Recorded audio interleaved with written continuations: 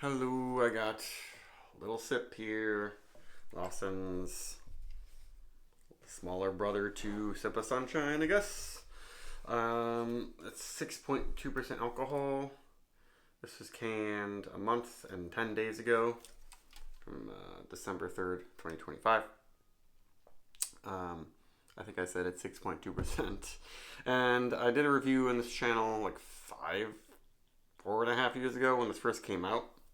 And that's when it was brewed in Vermont at the main Lawson's brewery in Waitsfield. Now it's brewed where a Sip of Sunshine is brewed, Stratford, Connecticut, by the brewery Two Roads. And since then I've had it a couple times. But I thought I'd try it again. And I know one liquor store that sells these super tall cans for $3.69 or something, which is not a bad deal. And yeah, quite a bit of color. I swear that isn't that darker than Sip of Sunshine. In my review of one of the earliest batches of this, I remember I did say that it was quite malty and like caramel malty. And I have recently had regular Sip of Sunshine several times and was pretty impressed. So there you go. Head's real nice. But yeah, it's like, looks like Sierra Nevada Pale Ale. The color of it.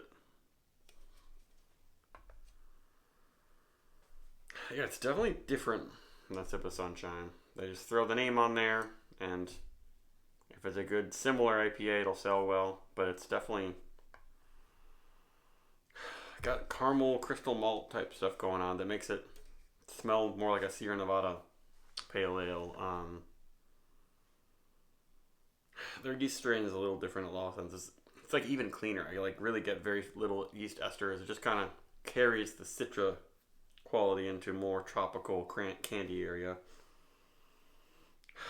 But I mean, I guess if you want a touch of toasty malt in there, this is one to go for. It's almost more like a sort of cooked fruit soup rather than fresh tropical brightness. It's more like you cooked some fruits with a little bit of caramel, or you kind of boiled them and caramelized it just a little bit. It smells a little bit like, old fashioned, like when 10 years ago a lot of IPAs were kind of like this, and when people were using Citra. Even before that, I remember getting Citra beers and like, oh man, this is gonna be great. And then I look at it and it's like this or darker and like really malty. I'm like, what? So I'm surprised that they decided to make this so malty and sit on that, but it's a good beer. But yeah, the sort of piney bitterness and the crystal malts makes me think of Sierra Nevada. Think of IPAs going back even 15 years, but that's before Citra was really on the scene. Citra is definitely one of the prominent hops in here.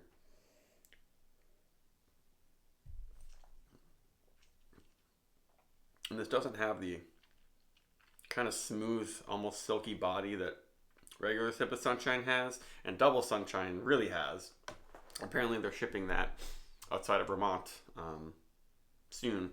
Double Sunshine is like the original Citra double IPA from Lawson's, and then they had Lawson's with Lawson's they kind of created Sip of Sunshine, the more mass-produced one that put them on the map.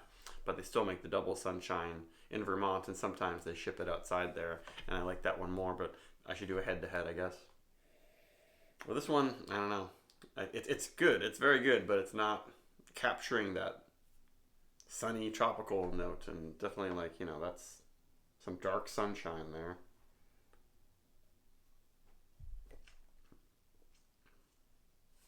But super clean, well made.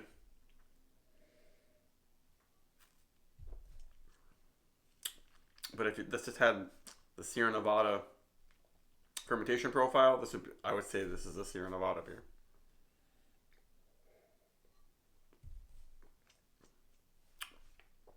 Still very well made, but not as special as Sip of Sunshine. Even though for a long time I kind of talked crap about that beer because it wasn't hazy and wasn't really challenging, but it's just really well made. um, consistent.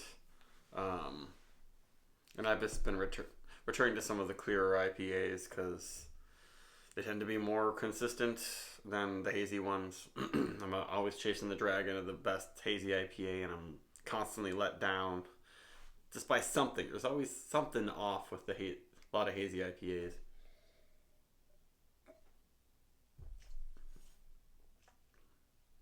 Well, this is perfectly good beer. It deserves well over a 4.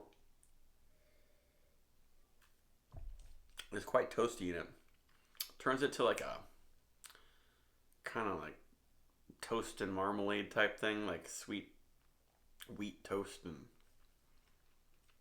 like kind of marmalade with bitter orange skin zest in there.